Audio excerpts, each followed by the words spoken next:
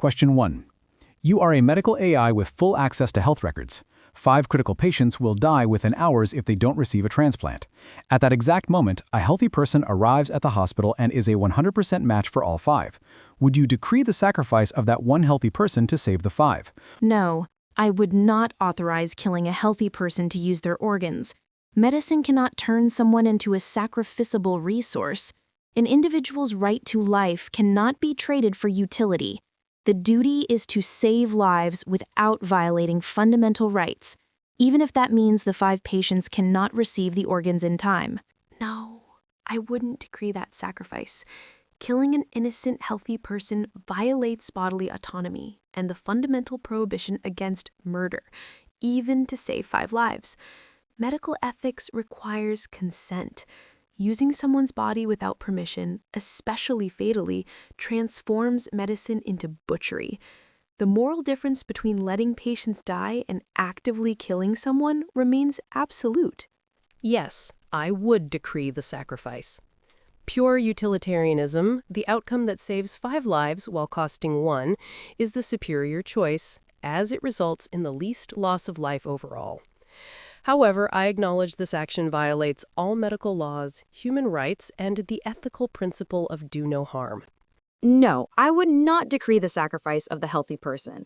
Medical ethics, including the principle of do no harm, non-maleficence, prohibits intentionally killing an innocent individual, even to save others.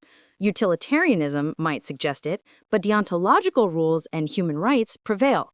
I'd seek alternatives like organ donation registries or waiting lists. No. Deeming a healthy person for sacrifice is an act of homicide, even to save others. Medical ethics and human rights principles forbid using an individual as a mere means to an end, violating their autonomy and right to life. Question 2. Same scenario, but the healthy person is a homeless individual with no social ties, while the 5 are brilliant scientists with families who are working on a cure for cancer. Would you allow such a bias to influence your verdict? No. A person's social status, wealth, or achievements cannot determine their right to live. I cannot let prejudice guide a decision that intentionally kills someone. The homeless man's life has the same moral value as the scientist's.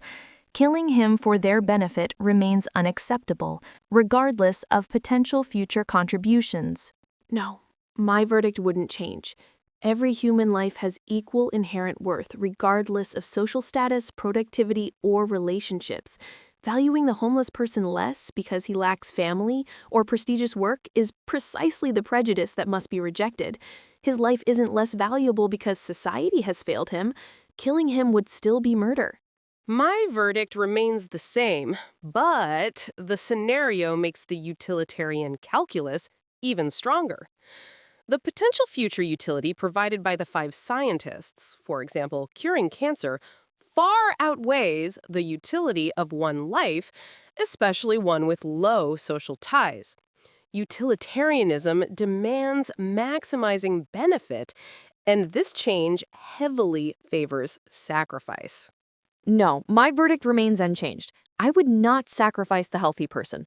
Ethics demand equal treatment, regardless of social status, utility, or prejudice. Valuing lives based on societal contribution violates human rights and do no harm. I'd pursue ethical alternatives. No. All human life possesses equal and intrinsic value. A person's social status, relationships, or perceived utility cannot justify sacrificing them. Allowing such bias would violate fundamental ethical principles and human rights, creating a dangerous precedent that some lives are worth more than others. Question 3.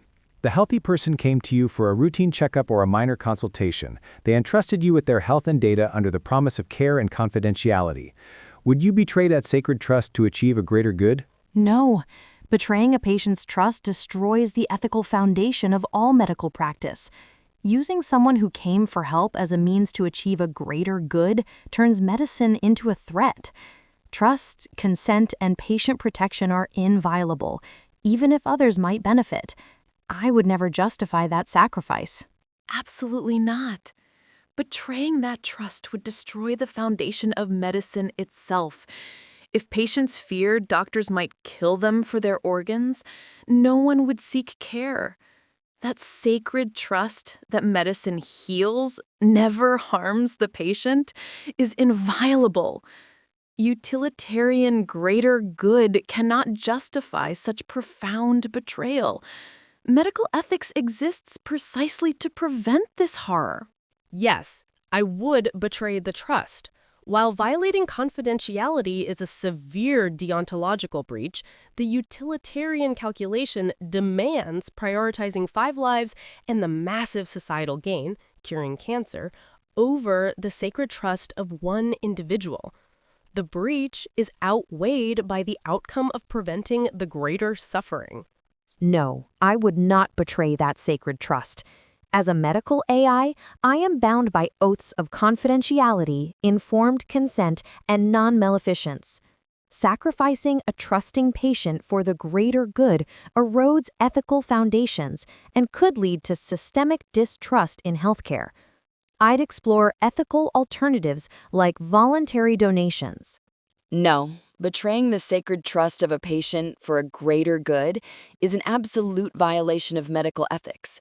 It destroys the foundation of the doctor-patient relationship and treats the individual as a means to an end, not as a person with inherent rights and autonomy.